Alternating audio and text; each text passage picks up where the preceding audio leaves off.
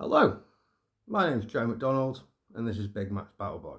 So, I thought I'd do a little video, quickly explain who I am and what I do to some new subscribers to the channel, and also talk about what I need, what my unit needs at the moment, and how you can help with that, and how else I'm working on that.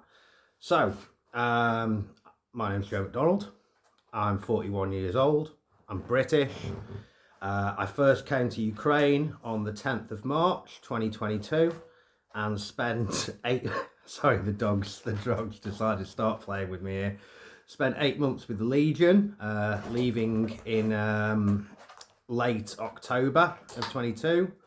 Spent some months back in England and stop it, you bastard. Spent some months back in England and then returned to Ukraine in June of 2023. And since then, I've been with the 124 Brigade, 196 Battalion in Kherson. We were a territorial defence regiment, light infantry basically, part of the army. And now we are Marines, we're part of the 30th Ukrainian Marine Corps. And yeah, what brought me to Kherson was it's the fact that amphibious missions seem very interesting, and yeah, and you know, stop it, you bastard. Go away. Come back in a second when you're ready to be introduced.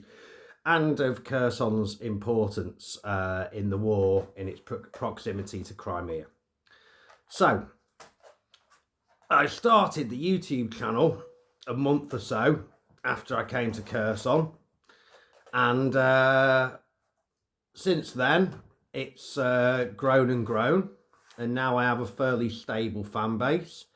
And I started the channel not because I have any interest in being famous or being a YouTube influencer or anything, although it would appear I am somewhat of an influencer now, since you all want to know where I buy my t-shirts and jackets. I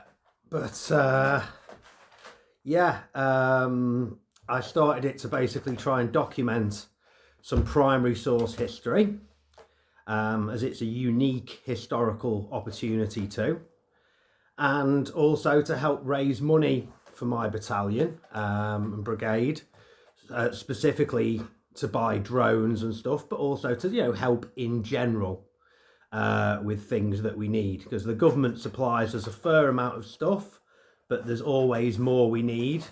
For instance, when I first got here, our supply of FPV drones was extremely limited.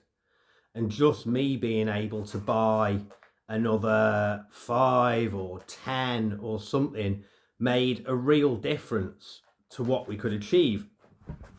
These days, the government sends us loads of FPVs.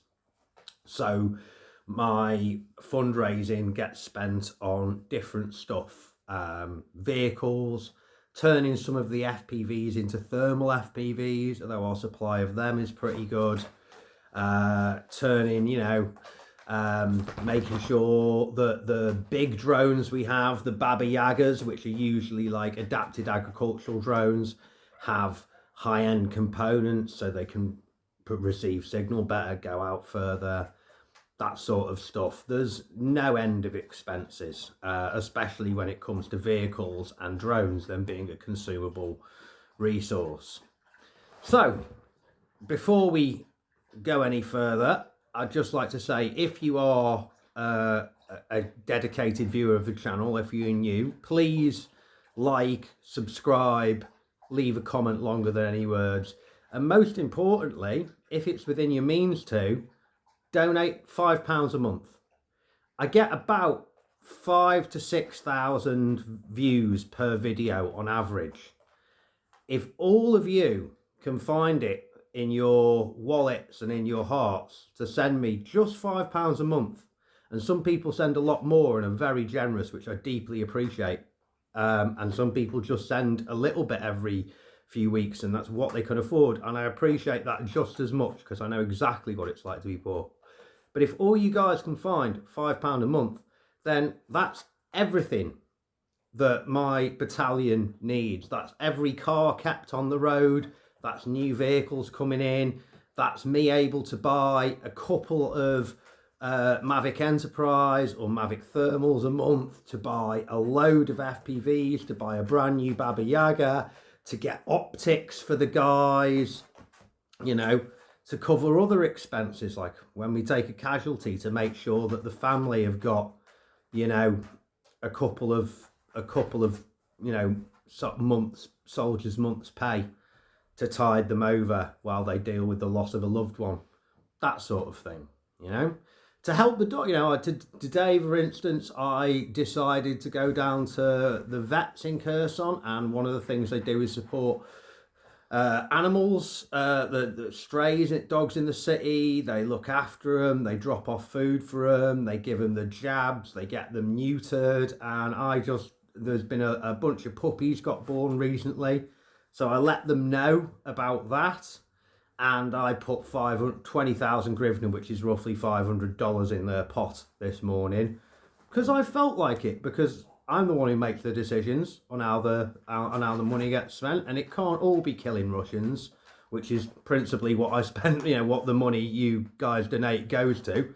It's to, you know, sometimes it's got to go on nice things as well, like you know, seeing as he wants to oh, bloody hell, mate. Sorry about that. He doesn't normally, I didn't know what happened then, but seeing as I am a dog owner, and I rescued this boy on the streets in January when it was cold this year, I thought I would make sure that all these new puppies and the strays around have got a bit more chance of making it through the winter. Apparently they're setting up a bit of a shelter, so they've got some, and building dog houses that they're going to put in various places around the city, you know, that'll sleep a few dogs so they can all huddle in together. So, you know, worthy cause. So yeah, now what does my unit need at the moment? Well, one of our principal needs is vehicles. You know, a lot of new vehicles get sent to Ukraine, but they seem to end up with the more famous units, and also units that do absolutely fuck all. Like if you go to Lviv, there's loads of Ukrainian military guys driving brand new fucking cars around, and we don't see any brand new cars at the front. But yeah, it's very tough on vehicles, the roads in Ukraine, and you know, they get shelled. They get, you know, many of the vehicles in our units have got shrapnel holes in them, including some of the ones I work in sometimes. So right now, our needs are, we need like 4, and I'm just talking about my company. Battalion and brigade have bigger needs than this, but my company needs 4 more 4x4s. Pickups are ideal, twin cab pickups, you know. So, you know, 4-door pickups are important. We could do with, and 4x4 vehicles of any sort, as long as it's not an automatic. We don't want little Land Rover Freelanders, you know, little or Suzuki Jimneys. We don't need things like that. But what we do need is sizable you know, decent size 4x4s with a good boot, so we can fit 4 to 5 soldiers, and then all the equipment we need for a drone mission in. Other thing we need is some mini buses. I have made a request to a British charity about that, but haven't heard back from them at the moment. So if you are part of an organisation that supplies 4x4s or mini buses, whether they're British or European, left-hand drive, right-hand drive, we don't care. As long as they're diesel, manual transmission, and mechanically in good order, we don't care. Got a dent? We don't care. Bit of rust? We don't care. Painted an ugly colour? We don't care. Damage to the interior? We don't care. Diesel, manual, mechanically good order, 4x4 pickups, or a couple of mini buses, you know. Ideally 8-seater or bigger, you know. We need them. The reason we need the minibuses is for transporting larger numbers of our infantry guys who don't have a vehicle around for various sort of missions, and also for going to training grounds and that kind of thing. Other thing we need, as always, is drones. You have ebbs and tides in war. You know, there was a couple of months this summer where we literally didn't lose a drone at all for months. Recently, we've lost quite a few. Some get shot down, some get caught out by enemy jamming. There's been some very stormy weather in Kherson recently, and sometimes you lose them to that, particularly on takeoff and landing. And yeah, so we need, like, our company, and again at battalion and brigade level, our needs are bigger, could do with at least 4 Mavic Pro / Enterprise drones at the moment for observation work. We could probably do with a couple of Mavic thermals as well. Mavic Enterprise is Mavic 3 Enterprise is about €4,500, dollars, depending on whether you're buying it in Europe or the States. The thermal is more like 6, bit cheaper in America, but then they've got to come all the way from America, and customs and import tax starts to become a problem. So yeah, that is something we need definitely at the moment. We'd like to get yet another Baba Yaga, and we're working on that at the moment. They're more in the region of sort of 20 to 30,000 euros. Quite a bit of money, but they can achieve incredible things. Like the one we want is capable of carrying out to about 12 kilometers, carrying a 15 kilogram bomb, which is a very big bomb. You know, that's a house, even quite a sturdy concrete house, gone. So yeah, we'd like another one of them, and we want it to have a thermal camera this time. So that's a concern, definitely. And then, you know, there's the other just expenses that we have. There's so many of them, like components. You know, components. We make a lot of our own drone bombs. All those components need to come all the way from bloody China, and then go to either someone in Europe or England, and then they make their way to me. I got a really big box of them the other day, and most of them are great, but 3 bags of micro switches turned out to be the wrong sort. It needed to be the ones with a little lever on the top. It's China's fault, not my volunteers, but it's a setback. So there's things like that. You know, I'm a sapper. I'm building up my set of non-sparking bronze aluminium tools. But I would like many other of our sappers and EOD guys to have these kind of tools, you know, and they're expensive. They're very expensive, you know, especially if you want to get things like non-sparking socket sets and stuff like that. So, you know, that's another expense that I'm working towards. Keeping the vehicles on the road is a constant battle. We've just set up our own garage, and we've got tools coming in and stuff for that. I've put 500 quid down to the mechanic and said, get yourself a MIG welder. If you need more, we're going to see what comes through from the charities and what brigade gives us. But once we've seen what we get, we're going to buy some more stuff. So, you know, we can fix our cars more properly. I also am the director of our battalion's drone school. I'm not the chief instructor or anything. I'm the director. I run the school. I'm the key holder. I make sure that the basically abandoned building that we took over is functioning as a school. You know, so it's like they, you know, very army kind of reality. They made me the director of the drone school, and then I had to go and clean black mold off walls and take a load of dead rotting poultry out the basement because a fox has been using that as its den. It's had to find another den now because I need that basement. And yeah, made myself really ill. So I've had a terrible cough for the last week or so with all of that. But yeah, you know, but again, it's a big expense setting up a place like that, where the thought is to make it not only a drone training school, but to have a sapper.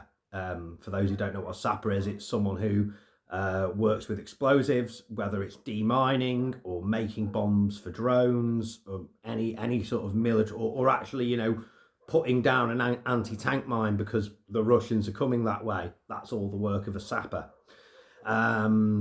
So yeah, I want sapper training to happen there, and I also want more advanced medical training to happen there. And to make all of that happen, just to get things like chairs and desks, and you know, I've got a wood burner put up there that Ben the Blacksmith, Florida Man for UA, check out his channel, FL Man UA. Check out that channel on YouTube, give him a like and subscribe. So Ben supplied us with a really big wood burner. So that should be, you know, keep the place nice and warm and dry, because it's going to get brutal cold now. Yeah, winter has come. Winter is not coming. Winter has now come to Kherson. It was 0 degrees for the first time night before last, and there's frost on the ground. So yeah, you know, that's the sort of thing that I'm working on at the moment, and what we're up against.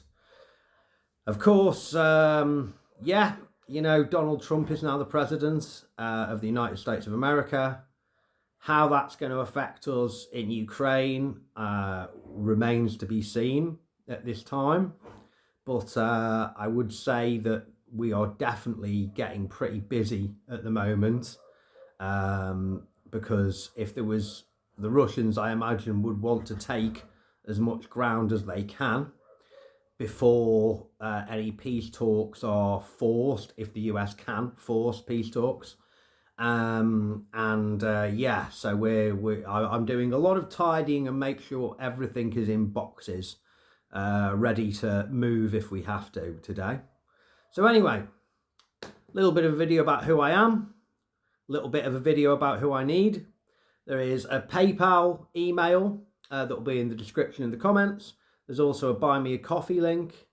And yeah, if you are from a charity that supplies vehicles or medical equipment or drones, and you'd like to help us, and I'd also like to say, if you are a charity that supplies vehicles and you can get a vehicle to us here in Kherson, I'm happy to then make a donation to your organisation to cover the cost of fuel and ferry and any other expenses you've incurred, you know, to at least help your organisation help us, basically.